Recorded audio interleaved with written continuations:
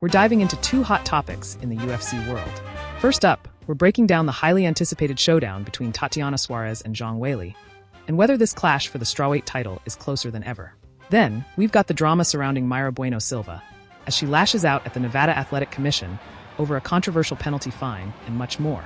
Starting with the latest buzz on Mackenzie Dern, who hopes to face Suarez if she doesn't get her title shot with Zhang Weili.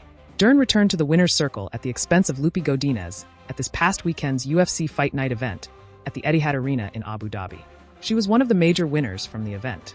The expert in Brazilian jiu-jitsu arrived at the competition on the heels of 2 defeats. She had been defeated by Amanda Lemos in February of last year and knocked out by former champion Jéssica Andrade in November of last year. With this kind of stats, it's no surprise Tatiana Suarez doesn't give a fuck about Mackenzie Dern. After falling out of contention at 115 pounds, a bounce-back result was crucial for the grappling ace on August 3rd, and she achieved that on the scorecards after going the distance in a close contest with Godinez. Having defended her spot in the strawweight pecking order, Dern has her sights set back on those above her, and specifically, an undefeated name, Tatiana Suarez. With this win, she hopes Tatiana Suarez will deem her a worthy opponent. During a backstage interview for ESPN MMA, Dern reflected on her successful performance in Abu Dhabi and assessed what could lie next for her inside the octagon. While she acknowledged that the #1 ranked Tatiana Suarez is likely next in line for a shot at the belt, Dern put her name in the hat to face the undefeated American, if that's not the case. "I'd like to fight November, hopefully," Dern said. "I don't really know too many people that are open. I would like to fight Tatiana Suarez if she doesn't go for the belt. I think that would be a great matchup, a wrestler. So I would like that fight." On short notice, Dern took Suarez's position to play Lemos earlier this year. Even though she didn't win after making that choice, the BJJ expert is now back on track and is once again aiming for the top UFC prize. Tatiana Suarez, on the other hand, has her eyes set elsewhere. Since coming back from a nearly 4-year injury hiatus, Suarez has won both of her fights. In August of last year, in Nashville, the Californian returned to the title fight at 115 pounds after submitting Andrade after defeating Montana De La Rosa up at flyweight. Tatiana Suarez is keeping that anytime, anywhere mentality, so long as she gets a shot at the title. Tragically, the undefeated UFC strawweight was just one victory away from competing for gold against Zhang Weili. At UFC 298, Suarez was supposed to fight Yan Xiaonan in a title eliminator match. However, Xiaonan was granted the chance of a lifetime when Suarez was forced to withdraw due to injury. In the co-main event of UFC 300, it was China versus China. Although Xiaonan gave Zhang a serious scare when it came to striking, she was completely outmatched on the ground and fell by unanimous decision to the champion. Due to Suarez's performance, Xiaonan dropped to the #2 spot in the rankings, and Suarez became the new #1 contender without ever having to compete. Although a title shot is all but guaranteed, the 10-0 fighter might have earned it by defeating former champion Jéssica Andrade in August of last year. Zhang would not exactly commit to or build up a battle against Suarez or any other competitor at 115 pounds when questioned about a possible title defense against her. "I absolutely feel all the top 5 and top 10 girls. They can be potential challengers, but for now I want to just take a break and rest," Zhang said at the UFC 300 post-fight press conference. Zhang Weili's reluctance to commit to a title defense against Tatiana Suarez is a surprising move. In an era where fighters are quick to call out their next challengers, Zhang's desire to take a break suggests a shift in priorities. This could either be a strategic pause to recharge or an indication of uncertainty about her next opponent.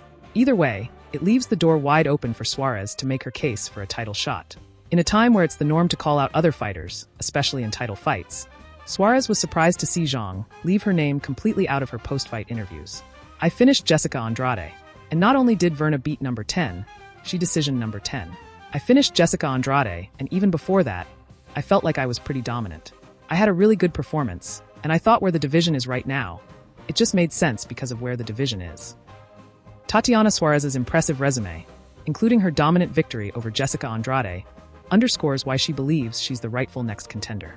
Her ability to finish high-caliber opponents like Andrade positions her as a formidable challenger who is not only undefeated, but also brings a unique skill set that Zhang Weili hasn't faced yet. Andrade isn't the only high-caliber fighter worth mentioning on Suarez's resume. The TUF 23 champion has beaten the likes of current and former champions, such as Alexa Grasso and Carla Esparza as well.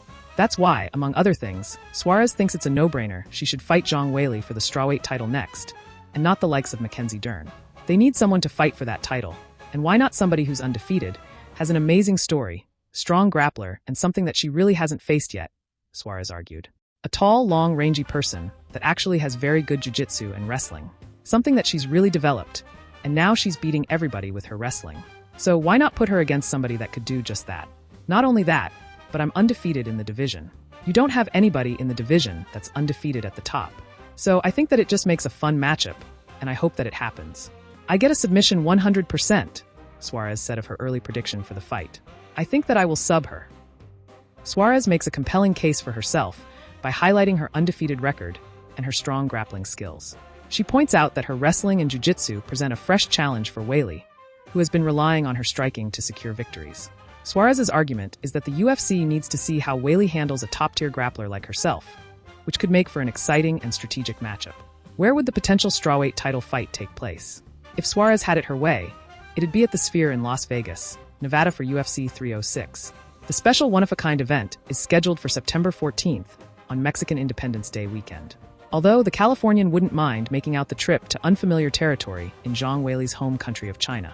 I heard they're going to be in China in August, but that's not a pay-per-view card. So I don't know if maybe in September at the Sphere. That'd be amazing, especially because I am Mexican, and that'd be a good fight to have. Knowing Weili, she might learn, she might spit out some things in Spanish and just make it even better. Everybody's gonna love her, and everybody's gonna like me. And so then it'll be a great fight to have on the card. Suarez's ideal scenario for the fight to take place at the Sphere in Las Vegas adds a touch of flair to her title aspirations. Her mention of Mexican Independence Day and the potential to engage with Weili in a vibrant setting showcases her enthusiasm for making this fight a memorable event. Suarez's willingness to fight in China also demonstrates her commitment and readiness to take on challenges, no matter the location.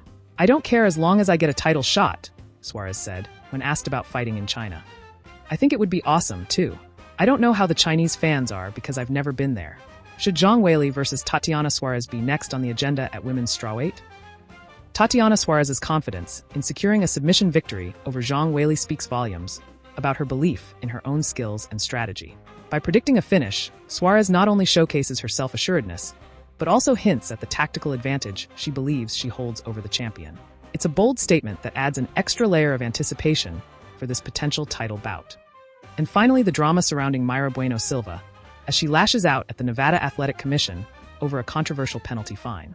Mayra Bueno Silva faces a financial penalty from the Nevada Athletic Commission after she jumped up and over the cage following her loss to Macy Chiasson at UFC 303 in June. Chiasson earned a second-round TKO stoppage over Mayra Bueno Silva after slicing open a gruesome cut above Silva's eye with an elbow. Silva tried as hard as possible to convince the cage-side physician to allow her to continue, but ultimately she was ruled unable to compete, instantly rocketing Chiasson up into a contendership position within the UFC women's bantamweight division. But not everyone agreed with the doctor's call. The Brazilian jumped out of the cage after her fight was stopped by the cage-side physician due to a gruesome cut she suffered over her eye.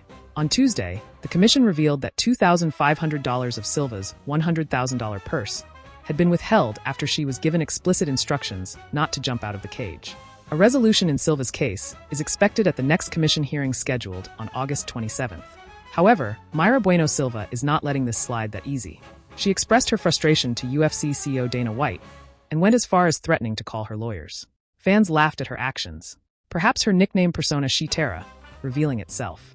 Speaking to MMA Junkie about her nickname, she revealed that it was given to her by her coach Evangelista Cyborg Santos, who seemingly loved Thundercats since he gave all his students nicknames related to the cartoon series.